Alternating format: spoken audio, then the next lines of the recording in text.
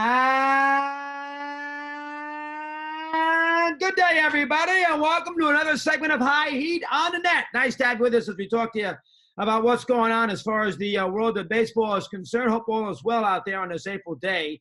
Here's our good buddy Tom Verducci, because we got a lot happening with baseball. And baseball put out a statement on the ESPN report regarding the Arizona idea of, having all teams in Arizona and playing in all the ballparks and maybe getting it going in mid-May. Baseball kind of put a little halt on it, saying all scenarios are being examined. Our number one concern essentially is the health of our employees and everything else, and we are looking at all contingencies. So that's most important as we get that out right now. And here's Tom. He'll know more about this than anybody. Mr. Verducci, it's good to have you with us. Hope all is well. What is your reaction to the idea maybe of trying to figure out a season all in one state? I'm sure you got a thought on it. Let me hear it. Go ahead. Yeah, well, listen, it's important to remember MLB is exploring any and all contingencies, right? We have no idea where the horizon is with this pandemic. So one of the things they're thinking about is kind of a soft reintroduction to baseball. All 30 teams go out to Phoenix area. They all stay in the same hotels, quarantined hotels, and they play games at the Diamondback Stadium as well as spring training sites out there. And the idea is you're not going to have fans there, but you can broadcast the games. That sounds easy, right? It's actually very hard. Think about, first of all, getting the okay from local and state government officials at this time to give a special exemption for baseball players to gather when the public can't. Good luck with that. And also, Japan tried this with their baseball season. They brought players back to play practice games within a week in an empty ballpark. 3 players tested positive. What happens then? Of course, then the team has to be quarantined. There's a lot of issues here. Just putting on a game in a so-called empty ballpark involves about 200 people when you consider players, staffs, media, TV crews, security, building facilities workers, the hotel workers who have to come in and work where the players are staying. There's a lot of issues here. It's very, very complicated. Right now, Chris, it is only an idea. And I'm not so sure that broadcasting games and players are out there with this exception to be out there when other people can't gather is going to go over well with a public that is sacrificing and suffering for players making an average of $3.9 million. They really need a 100% go sign from the people at the CDC and the infectious disease experts. That's where this decision has to come to. In the meantime, MLB is kicking ideas around, but they can't implement unless they get a full green light from the people who are experts in this field. Right. All right. Fair. You put a little kibosh on that. Here's the thing that I would say right now, and I'm basing this just on a feel more than anything else, and based on the commissioner's conference call there with the president the other day. I think that all sports, and baseball is going to have to understand this just as much as basketball, the NHL, maybe even the NFL in September. I don't think there's going to be I don't think any fans are going to be in the stands. I think you have games, as you said, sort of as a prop, for our enjoyment. But as far as opening up these stadiums or arenas, I don't know. First off, it's going to, local governments are going to have a lot to say. The California governor said, I'll see you in October, when, there was broached and Newsom out there in California. So I do think there is going to be a realization that if leagues want to go out there and start seasons or resume them, they're going to have to do it in empty ballparks and arenas. And I think that's going to have to come here quicker rather than later. What's your take on that? Well, I agree 100%, Chris. And I think what we have to do is look at this with all that we know today, because we have no idea what we'll know tomorrow, next week, next month. This is a very fluid situation. What you're talking about is coming back at all. We need to have better protocols in place in terms of testing, where it's more available and can be done quicker.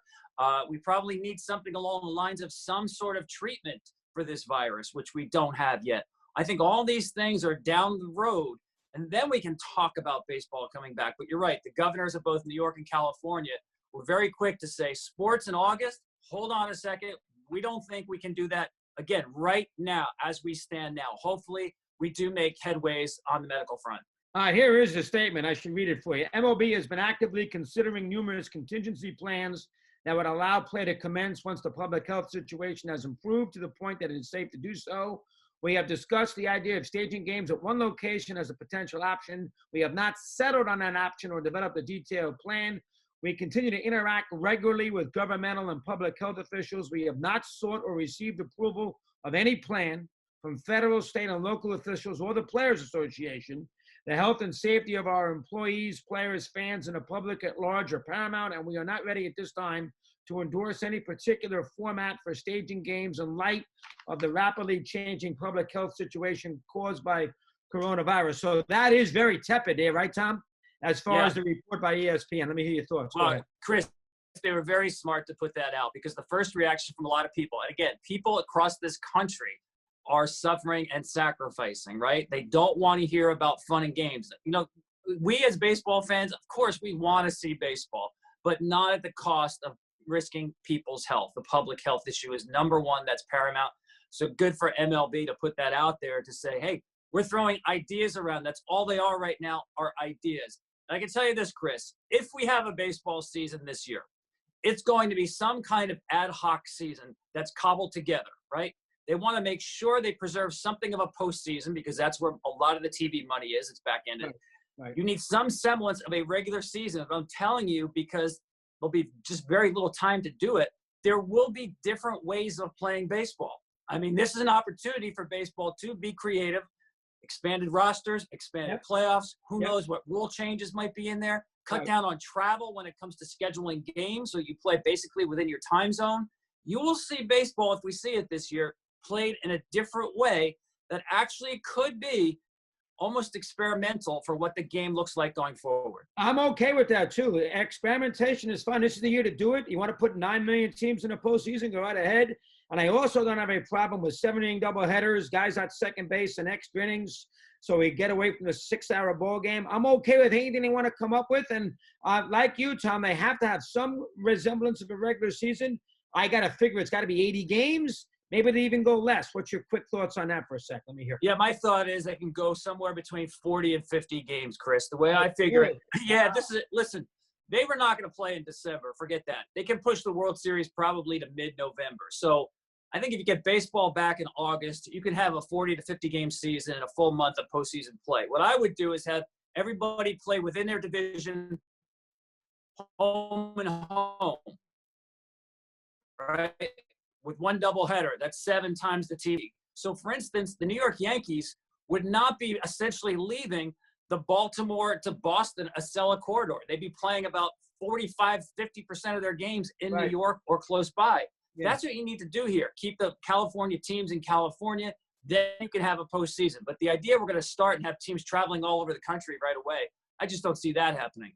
Very interesting. All right, let's do something on the passing of the great Al Kaline. That's important. Obviously, yesterday, 85 years of age. You know, a true classy guy, went to the Hall of Fame every year, a perfect Tiger, didn't want to get paid $100,000 because he didn't feel he deserved it. That kind of guy, and just the model of consistency.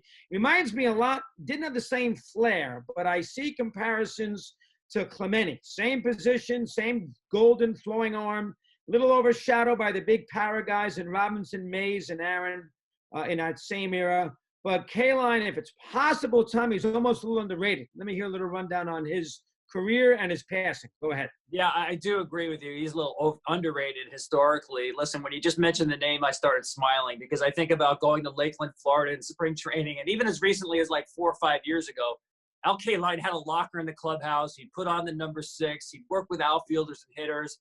The guy always was dressed impeccably, classy gentleman. I mean, guy spent 67 years with the Detroit Tigers. You talk about loyalty and brand identity. There's a reason they call him Mr. Tiger, right? I think any business, Chris, whether it's a baseball team or somebody in the business world, you really want to have someone who is like Al Kaline, who represents the brand. You never have to worry about him. The association with that player and the way he carried himself, not just being a good player, but the way he carried himself, sort of like Stan Musial with the Cardinals. Yeah. You know, more recently, Cal Ripken with the Orioles, guys like that, you know, franchise players, but franchise people. And you have to remember, I know you know this, Chris, I think it was 1953 when he graduated from high school. The next day, the Tigers were there to sign him, right? You couldn't sign anybody until after they graduated. So he graduated high school in Baltimore. They signed him the next day. Back then, if you signed for more than $6,000 with a bonus, you went to the big leagues right away for 2 years minimum. So Kaline signed for $15,000 bonus. A week after graduating, he's in Shibe Park playing for the Tigers against the Philadelphia Athletics. Are you kidding me? Right. And they thought, well, we'll just stash him on the roster for 2 years. Guess what? He was that good. They never sent him down to the minors. He won a job there. And, man, you look at his career, Chris, 3,000 hits, 10 gold gloves. I think there's only 3 other players have done that. Clemente, Mays, and Ichiro with 3,000 hits and 10 gold gloves. Yeah, he's a special one. There's no lie. He's an inner circle Hall of Famer. He won the first Roberto Clemente Award. Think about that. First name for Clemente. It's the biggest honor you can get for humanitarian efforts off the field. And now Kaline was at the end of his career, won the first Clemente Award. So your comparison Clemente is a very apt one in terms of the way they carried themselves and how good they were for such a long time. And 1955, he hits 340 at 21 years of age, so he earned it pretty quick. Tom, well done. We'll talk soon. Thanks for a few here. I appreciate it. Thanks, Chris.